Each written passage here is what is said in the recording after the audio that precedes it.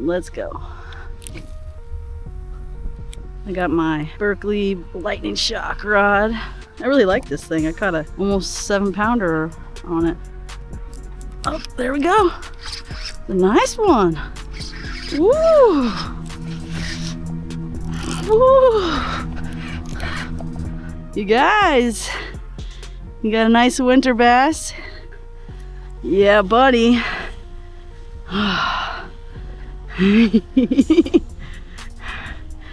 Whoa, he looks like he got cut up.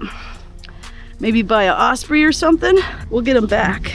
He's at least 2 pounds. Easy. I don't see no gators. Ready? Off you go.